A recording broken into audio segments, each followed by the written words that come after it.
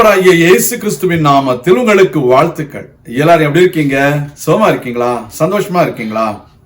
இந்த நாளிலும் ஆண்டவர் கொடுக்கிற ஆசீர்வாதமான வார்த்தை மார்க் எழுதின சுவிசேஷம் 6ஆம் அதிகாரம் 51ஆம் வசனம். Gospel according to Mark chapter 6 verse 51. அவர்கள் இருந்த படவில் ஏறினார். அப்பொழுது காற்று அமர்ந்தது. அதனால் அவர்கள் தங்களுக்குள்ளே மிகவும் பிரமித்து ஆச்சரியப்பட்டார்கள். தேவனுடைய பிள்ளைகளே, சீஷர்கள் போய்கொண்டிருந்த படவை சுற்றிலும் காற்று இருந்தது. அந்த காற்று அமர்ந்து அவர்களுக்கு ஒரு சமாதானம் உண்டாக வேண்டும் என்றால் இயேசு அந்த படவிற்குள்ளே போக வேண்டியது அவசியமாயிருந்தது. Dear child of God, when the disciples were sailing in the boat, there came a big wind around them.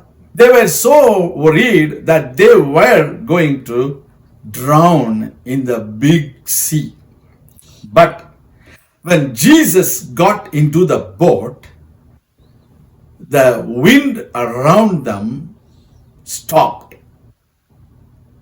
Today, there might be a big wind around you.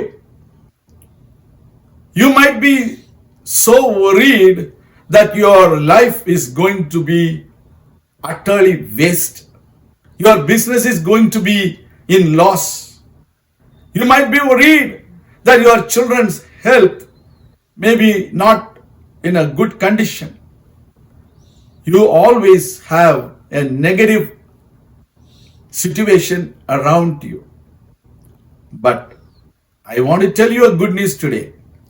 When you give room for our Lord Jesus Christ to get into your boat, into your house, into your life, into your business, into your studies, He is going to control all the negative situations around you and make things calm and quiet so that you will be utterly amazed by the presence of God in your life.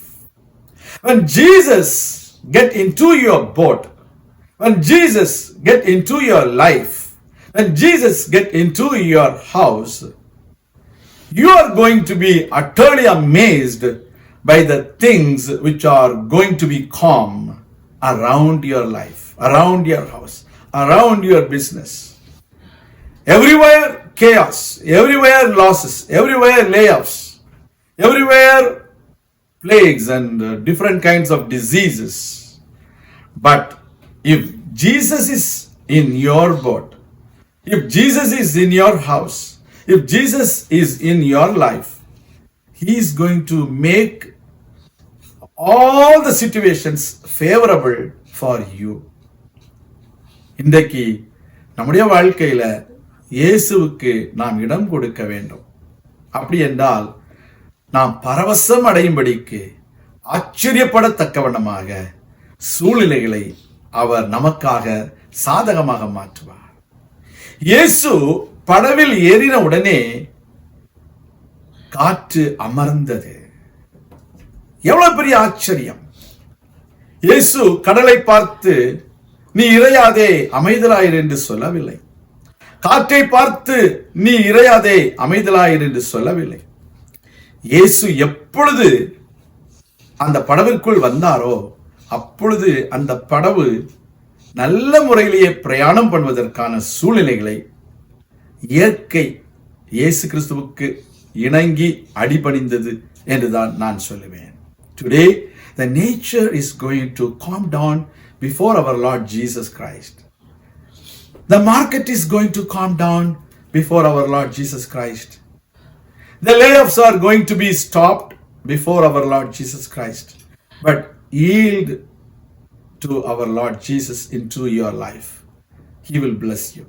நாம் ஜெபிக்கலாம். எங்கள் அன்பின் பரலோக பிதாவே, உடைய பிள்ளைகள் வாழ்க்கையில இயேசு கிறிஸ்துவுக்கு அவர்கள் இடம் கொடுக்கவும், இயேசு தங்களுடைய இல்லத்தில் பிரவேசிக்கும் பொழுது அங்கே அற்புதம் நடைபெறும் என்று விசுவாசித்து உம்மை ஏற்றுக்கொள்ளவும் கர்த்தாவே உதவி செய்திருளும். ஆச்சரியமான பிரமிக்கத்தக்க பெரிய காரியங்களை செய்து உம்முடைய பிள்ளைகளை ஆசீர்வதிக்கும்படியாய் ஜெபிக்கிறோம்.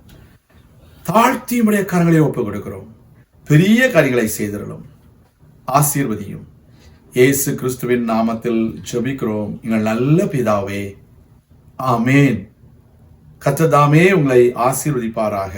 ஆமேன்.